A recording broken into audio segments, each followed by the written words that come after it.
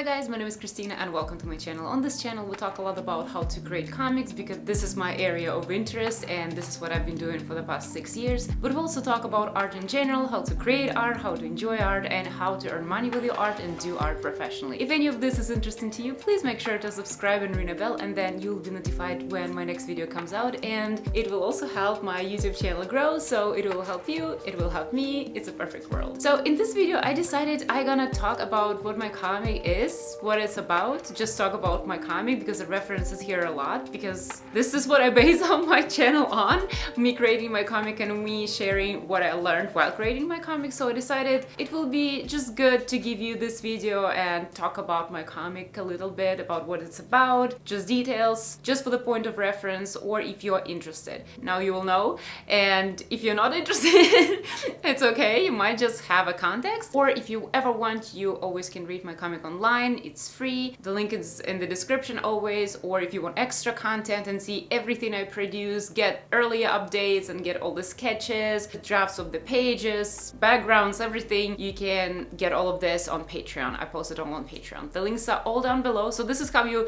can get it yourself, but otherwise, if you don't want to, I'm just gonna tell you. Also, before we begin, my comic was a novel before, and the novel was written, published in Russia, and there's a whole story of how I even got to the point when I'm creating a comic right now. If you want to listen about this one, I have a video that's 1 year old that is clumsy, but I'm gonna link it up here because it's a pretty long video when I go in details, and it still gives you all the information. And then what my comic is about. This video is also not gonna be super structured, just because talking about what your story is about is pretty difficult without giving away spoilers or without not making sense. It's hard to make sense of the story that is super long in a very short video and just explain what it's about without giving spoilers. But overall, in the world of my story, there is like the real human world, like ours, exists, and also a fantasy world exists as well. And they're all connected, and you can travel between the two if you have the key, like a thing to open the door between them. So there is a way to travel, and the story starts with my main protagonist. Her name is Tsukai, and she is an orphan. She's 16 years old, and what she knows about herself and that is that her mother was from that reality, from that fantasy world. By the way, in my story, I don't call those things worlds, I call them realities.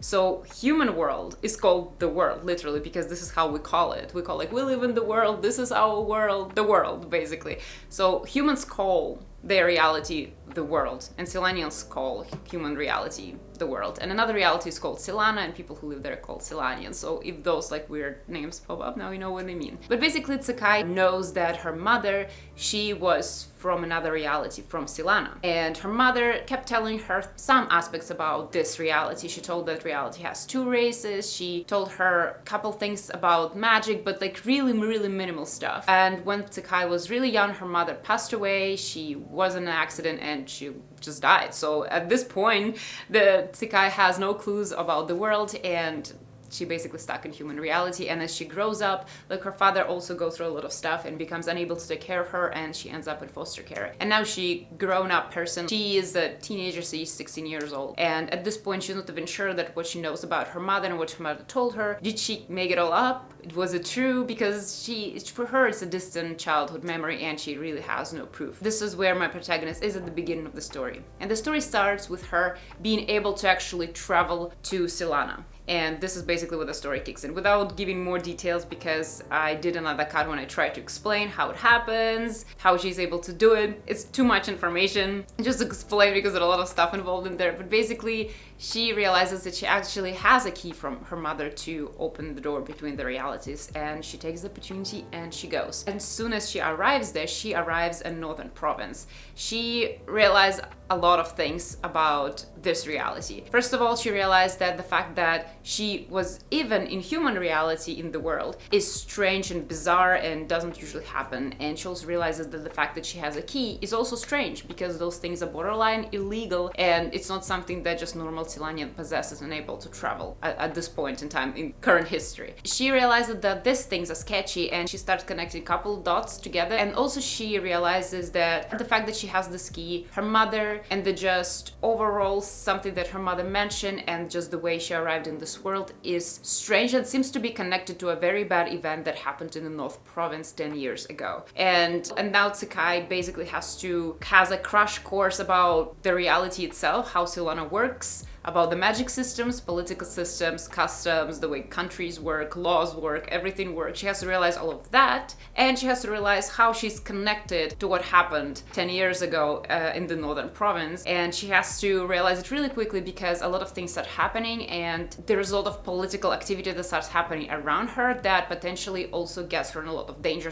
And she has to realize what's going on as fast as possible in order to be able to make right decisions for herself and understand who would be her allies and who would be her enemies in this world. Basically, this is how this character starts out. Now I need to talk a little bit about Silana itself too, because now they're going to be talking about other characters. They are Silanians, so they don't have to realize any of this, they already know. Silana on its own is believed to be created by two gods, darkness and light, and those gods are really those huge archetypes for those ideas. And the idea is that each god created their own race. Darkness created a race called Kondra, and light created a race called Akandu. They are a little bit different the way they look, and they're coming from a very different cultural backgrounds. And originally the story of this world thousands of years ago was very dark. There was a lot of racial wars because those creatures didn't understand each other, and they were fighting till they were just murdering each other all the time.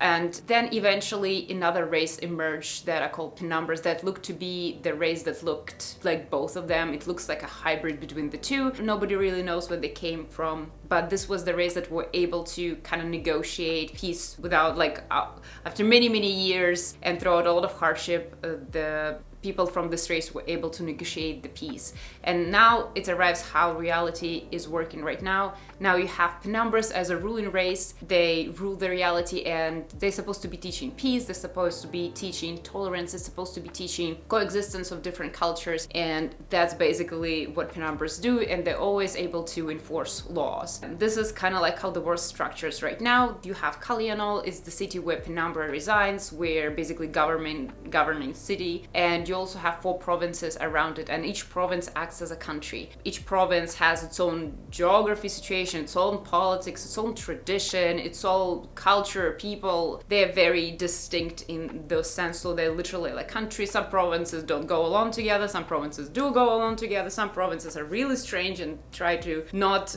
interact with other provinces, so there's a lot of stuff going on. That's basically the setup of the world. And I have other protagonist characters, and another protagonist character, his name is Kuroi, and he is a Silanian. He's a northerner, and he actually was someone who were there during the event that happened 10 years ago.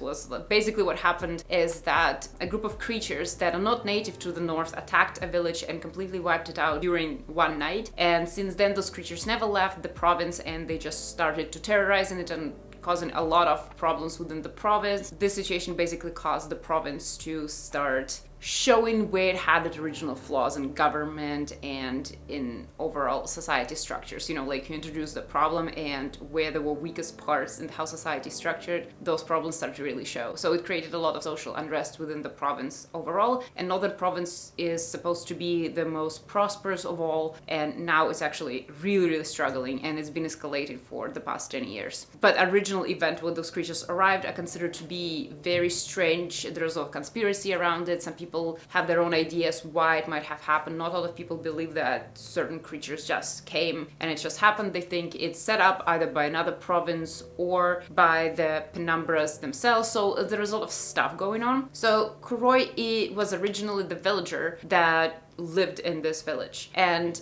he experienced whatever happened there, and he knows some secrets. Basically, he knows why the village was attacked, he knows who is involved, and he was the only one who was able to survive. And some of the reason why he was able to survive had to do with some mystery of what happened there, but in the end, he hid in human reality in the world. He was able to escape.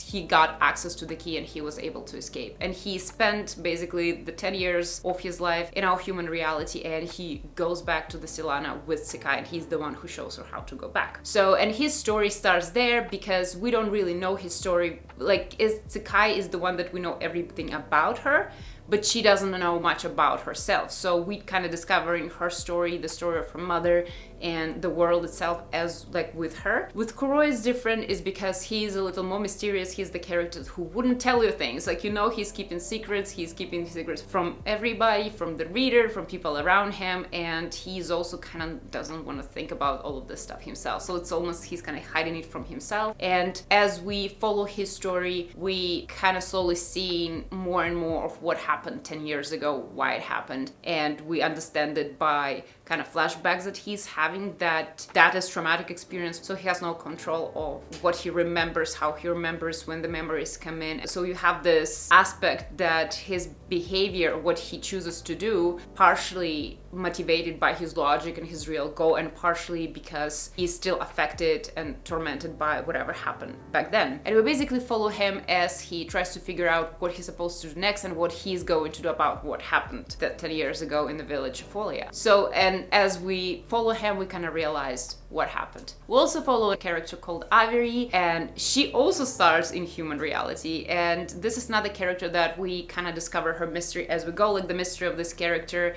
has to do with the mystery of the world. Originally, Avery, she is from Eastern Province, and this is the hottest province, and this is the most rebellious province. This province is the most connected, it has the most amount of history and traditions from the racial wars period, and that's why this province has a lot of very ancient traditions that some would consider barbaric, but they really keep their traditions because those traditions, they do have a lot of history and a lot of wisdom in them. So she was raised in the temple. In that story, the temple's called Ahildash. She was raised in this temple, and because she's Kondra, so this temple is dedicated to not worshiping, but mostly just keeping knowledge and wisdom of darkness, the goddess, basically. In my story, gods, they do exist. It's like fact, non-negotiable. She is raised in Ahildash, and she's trained in a lot of ancient knowledge that Kondra race had, and she is trained in the ways to benefit from it and also keep the wisdom and also understand like all this ancient history that is now a little bit forgotten, because obviously this is a history from very violent times, and this history was kind of put to rest on purpose so it doesn't evoke the violence again. So this Ahildashes, those temples, they preserve the history without spreading it around, because they know that this history and some traditions, they're really covered with some violence, so if it makes sense. This is where she comes from, and she eventually becomes a close servant to Penumbra, to the ruling race. And Penumbras, they have, each Penumbra usually when they step in their power, they assemble the kind of elite servants around them. I call them servants, they're not like slaves or, you know, like actual servants. They are very actually talented craftsmen. Each of them are special in some way in the magic that they have, and they're special in some way in the knowledge that they have and can bring to the table. So basically I would say, well, they serve Penumbra, but they're more like consul, and they help Penumbra do what they need to do during their reign, basically. And Penumbra relies on their knowledge and on their skills. And those people are called jesters. Like jester, like I use the same word that, for example, in medieval ages, you have this like fool, a jester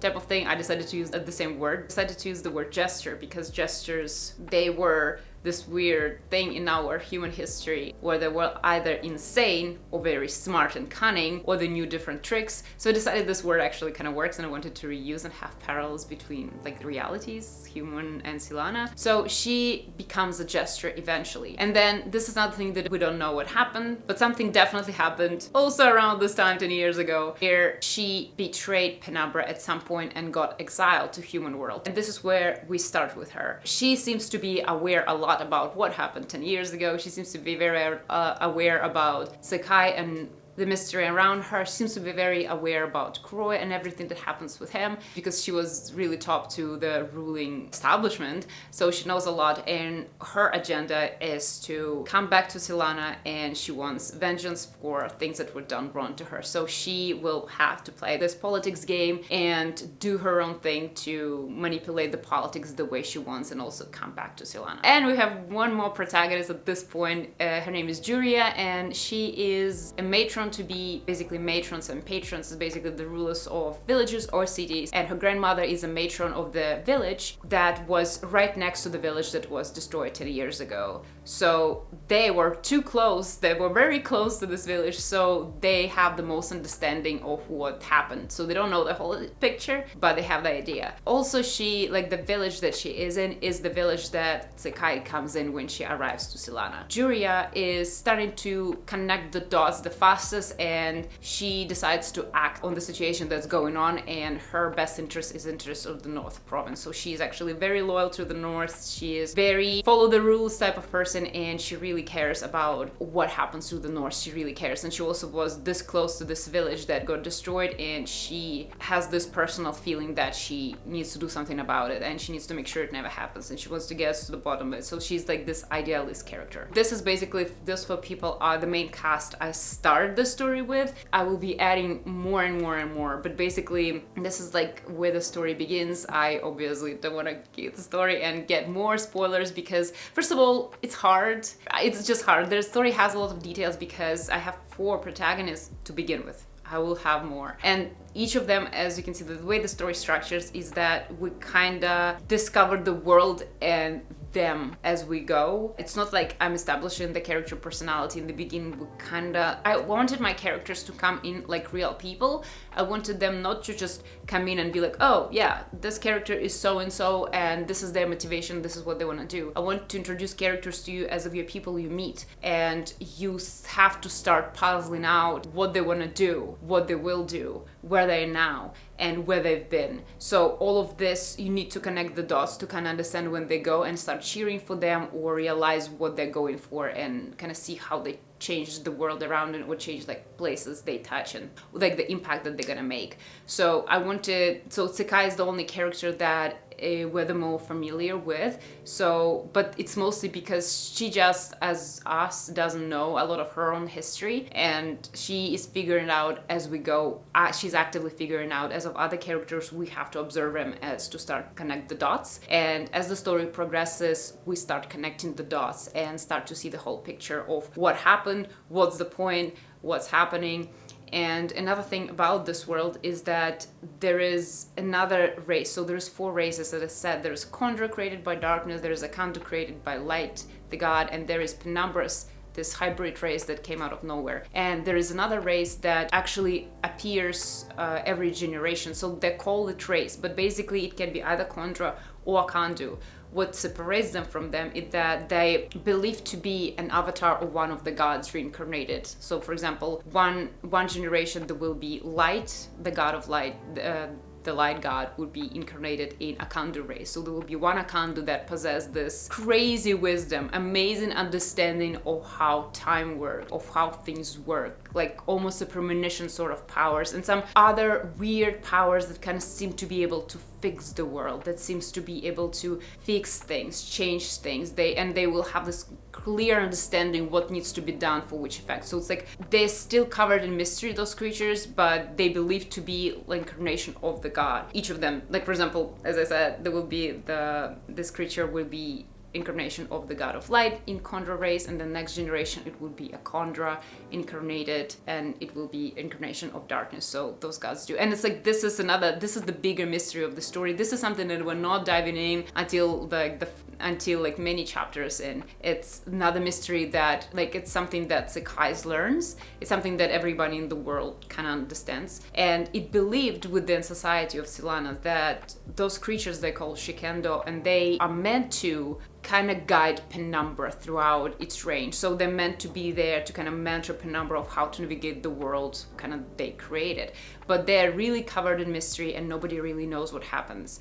And Penumbra, like current Penumbra, the current ruler, many years ago she killed her own Shikendo, and that created a lot of controversy around this ruler in particular and what does it mean, and it destabilized a lot of things. And then later on, 10 years ago, after when the story begins, the village got destroyed and something strange started happening in the north, and basically this is where Tsekai comes in and other characters start acting. So this is kind of how the first part of the story begins. Like I have 3 arcs of the story, and the first arc is really all about kind of figure it out type of thing.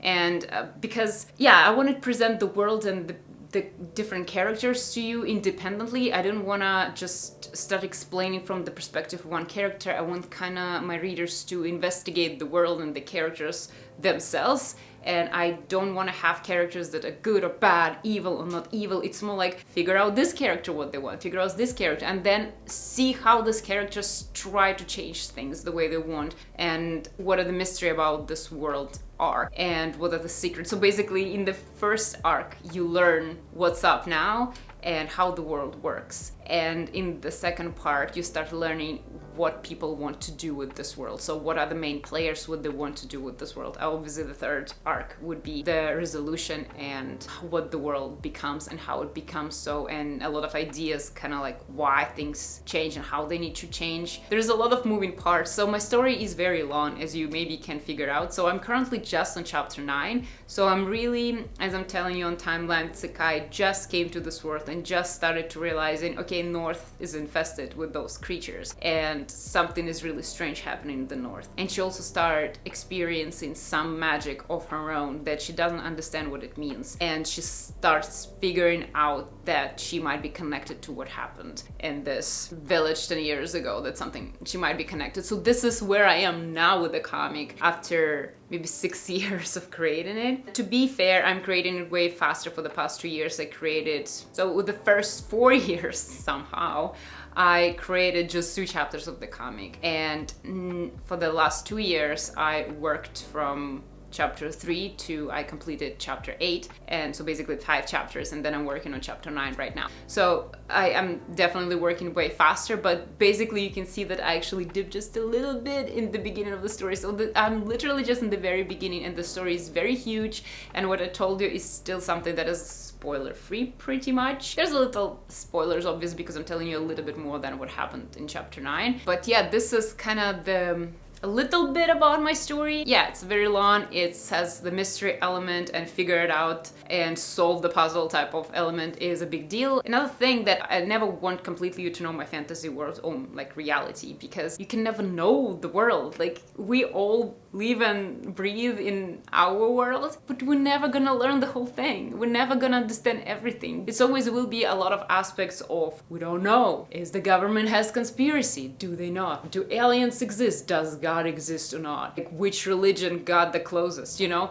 It's a lot of things in our world that we don't understand, and I wanted my fantasy world to have this, I don't know, it's a big thing, you know? And then in third arc we will be understanding what is happening beyond those 4 provinces, and maybe we'll realize that this whole story that is happening is really just happening, like it's a tiny place in Silana, and it's like a lot of other things going on that we're not gonna be even tapping into. We just got a glimpse of. So this is kind of my clumsy way of trying to explain what my comic is about, and yeah, let me know what you think about it, because I don't know, this footage is actually very long. I'm probably gonna edit it and it's gonna be like maybe 15 to 20 minutes, but it just was hard to try to figure it out how to talk about it. But now you have just a little bit of idea of what's going on, and as I said, if you want, you can check it out for free, or you can pay if you really want to. It's gonna be great. I'm gonna get some coffee out of this. So basically when I'm saying, well, my story is really long, you're like, yeah, her story seems to be really long. It's like she's just